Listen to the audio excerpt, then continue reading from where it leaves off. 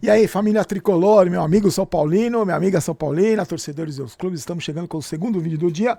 Hoje, durante o dia, não quebrei nada, graças a Deus. Quer dizer que tudo que eu quebrei ontem foi será ainda reflexo da derrota do São Paulo. Hoje a gente vai fazer o pré-jogo e falar sobre algumas negociações que estão rolando, porque o São Paulo, eu acho que a diretoria percebeu agora com a queda de produção do time que precisa de peça de reposição, né? A contusão do Pablo Maia realmente trouxe um problema para o meio de campo e lateral esquerdo, né? A gente sabe dos problemas. Vou falar para vocês. Antes, lembrando que estamos no Spotify, Barolo Vídeos, você acha lá no Spotify, para quem não tem tempo de assistir, você pode assistir na sua corridinha matinal, quando você está indo para a faculdade, voltando do trabalho, Spotify Barolo Vídeo, você encontra lá. E a gente está com um novo plano de membro, tá? Para você entrar no grupo de WhatsApp do QG Tricolor. Meus amigos Jova, o Acervão, o Teclas e o Drex. A gente tem um grupo, fizemos o mesmo plano. Baratinho, você ajuda o canal, ajuda os amigos e participa lá com a gente. É legal durante os jogos, a gente conversa durante os jogos. Estamos criando o hábito de conversar durante os jogos, né? Legal. Uma segunda tela aí, sempre bacana. Somos patrocinados pela KTO, onde a diversão acontece. Você pode fazer... Hoje eu não fiz nada. Hoje eu não apostei nada. Tinha jogo da França. Eu tava sentindo que ia ser um jogo chato. E foi mesmo 0x0. Primeiro 0x0 da Eurocopa.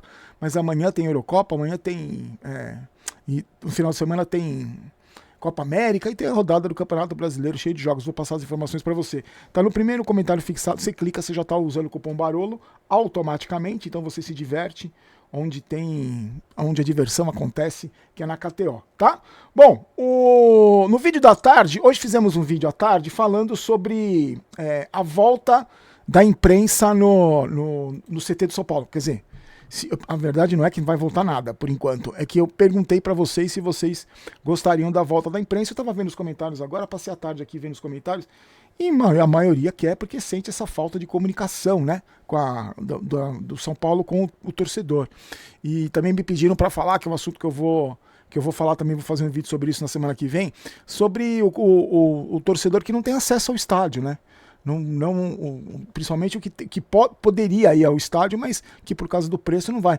Eu estava conversando com o pessoal do canal aqui, eu recebi um e-mail, se não me engano, de um amigo falando: Barolo, eu tenho 3 filhos, como é que eu vou no estádio? Eu, minha mulher, 3 filhos, comer, ingresso, transporte, realmente é complicado. E eu tinha até sugerido para a gente fazer mais treino aberto, né?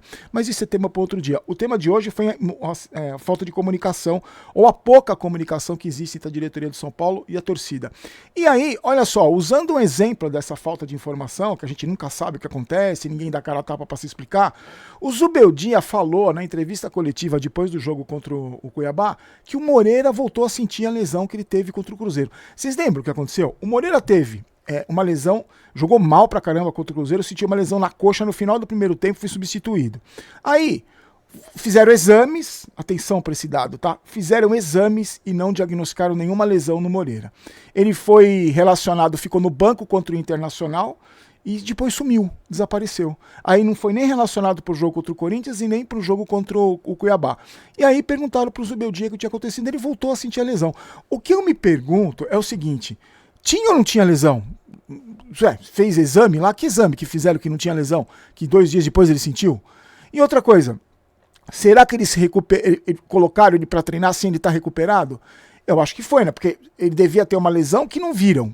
E aí colocou o cara para treinar de novo, ele sentiu a lesão que já estava lá. Então, e aí o que acontece? Mais uma vez, a gente tem todas as possibilidades, a gente pode pensar em todas as possibilidades do mundo, porque ninguém do departamento médico do São Paulo dá a cara a tapa para explicar, para dizer, para falar de recuperação, para falar que porque no São Paulo se demora muito mais para recuperar jogador. Um caso como o Moreira, a gente não tem lateral direito, o Rafinha tá machucado, só tem o Igor Vinícius. Esse menino tem um histórico de lesão absurdo, o Moreira, e é sempre lesão muscular e sempre na coxa. Então, juro, aí mais uma vez, a gente fala da falta de comunicação mais uma vez. A gente ficou sabendo só pelo Zubeldia, porque o Zubeldia falou na entrevista coletiva que ele tinha sentido a lesão de novo. Então, mais uma vez, o departamento médico esconde uma lesão, né? Porque se ninguém pergunta do Moreira, ninguém ia saber também que ele estava lesionado. Podia ter sido uma opção do Zubeldia de não relacionar.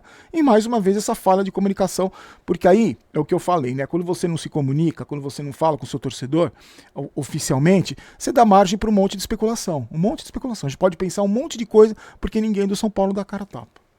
No final da rodada de ontem, né, dos jogos de ontem, o Vitória ganhou do Atlético Mineiro por 4x2, o Flamengo venceu o Bahia do Rogério Ceni por 2x1 e o Palmeiras venceu o Bragantino em casa. O São Paulo ficou caiu, né? No começo da rodada estava em quinto.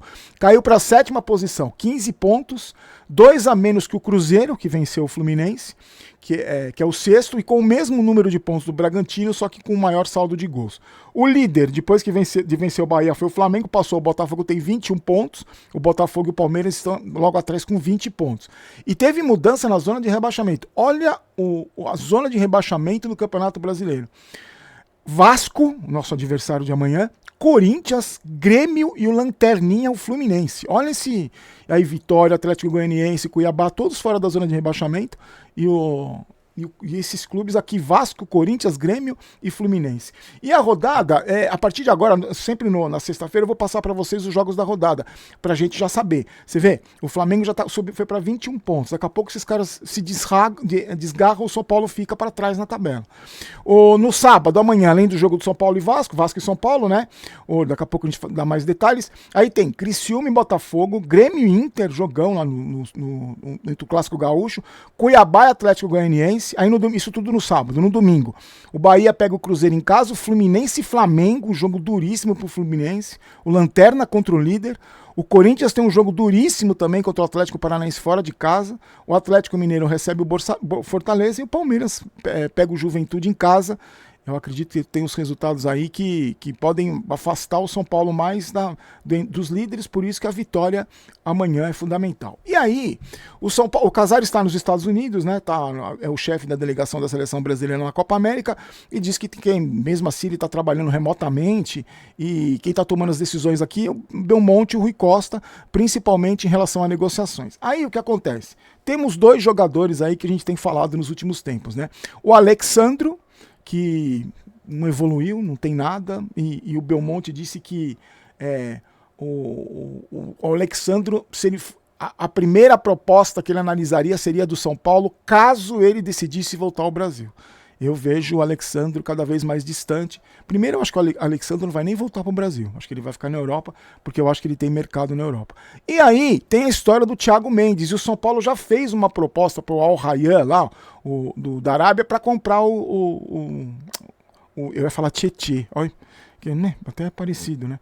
E para comprar o Thiago Mendes, esse time aí porque esse time é do Catar. O Thiago Mendes tem mais 10 meses de contrato. Lembrando que esse time aí, o Al Rayyan, comprou o Thiago Mendes por 4 milhões de euros. Então, no mínimo, se for negociar, vão querer isso aí, né? Lembra que o Thiago Mendes foi no CT, conheceu o Zubeldia, tava num camarote lá na Neoquímica Arena no jogo contra o Corinthians. Acho que a vontade dele é jogar no São Paulo, só que, né? Tudo bem, a vontade dele é jogar no São Paulo. Se for pagar uma grana gigantesca para negociar, para trazer o Thiago Mendes, sinceramente.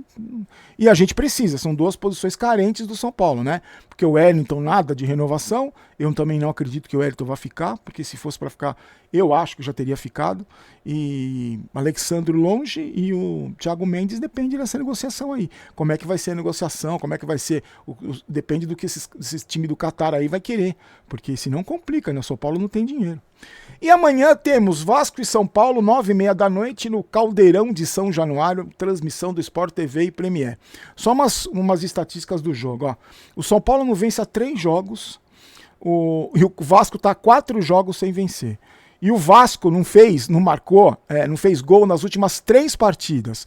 E o São Paulo não perde para o Vasco nos últimos 5 confrontos.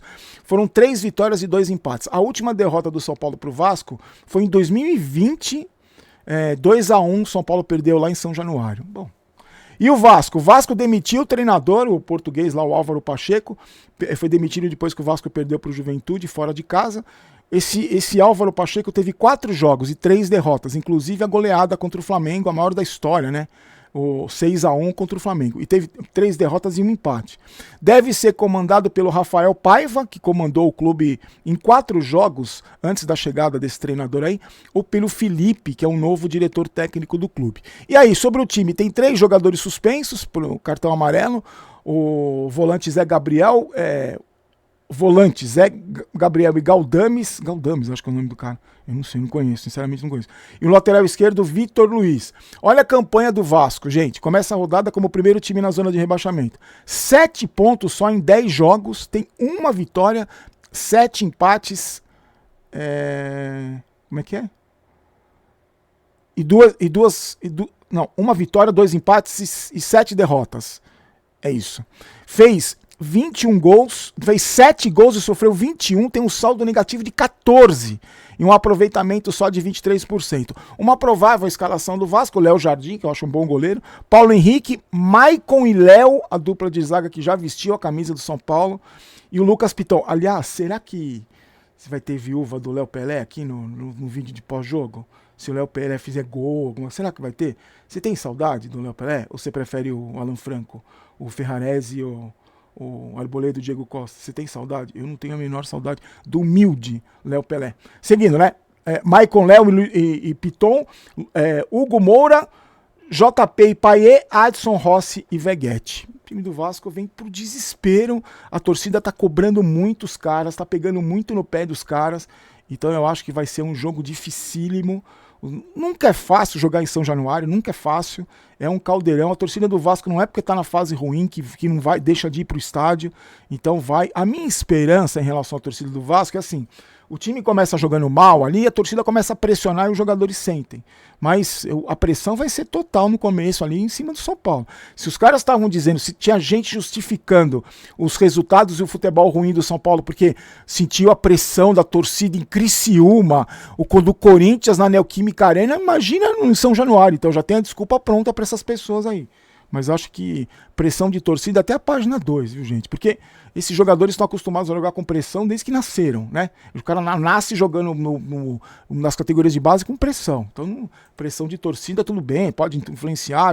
Eu acho que a pressão da torcida ajuda mais o time da casa do que assusta os adversários. É o que eu acho. Antes de falar do São Paulo, deixa eu dar um recadinho da GoCase pra vocês, ó. Vários produtos em promoção. Primeiro link da descrição, você clica e usa o cupom GOLBAROLO pra você ter desconto no carregador portátil, que eu preciso mostrar pra vocês, que eu nunca mostrei, né? Tem um símbolo do São Paulo, bacana pra caramba. As capinhas, usando o cupom BAROLO, você tem paga 2 e leva 4, você tem frete grátis, desconto em todos os produtos do site, tá? Além do carregador, das capinhas, das mochilas, das garrafas, dos copos térmicos. Ah, tem copo térmico em promoção também. Então, não se esqueça, use o cupom BAROLO para você ter todos esses benefícios. E a GoCase, se sabe, uma marca de qualidade, produto licenciado oficial do São Paulo. Além de comprar um produto de qualidade, você ajuda o clube ainda, tá? Vamos lá.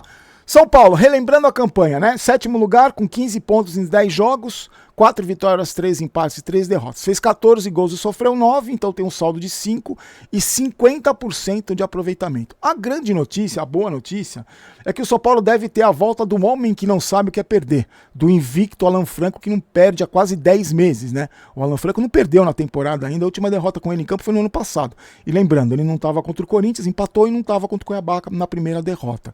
Lembra, né? O Thiago Carpini deixou ele meio de escanteio, jogou só 5 jogos no Campeonato Paulista, e depois com o Zubeldia, argentino, foi titular e jogou 9 vezes com o Zubeldia e não perdeu nenhuma. Aí você lembra, né? Ele tava com uma fadiga muscular, dor muscular, foi relacionado contra o Corinthians só para tomar o cartão amarelo, tomou o cartão amarelo lá, foi reclamado do juiz. Aí, enquanto se recuperava, perdeu o jogo contra o Cuiabá, né? Porque não ia jogar mesmo.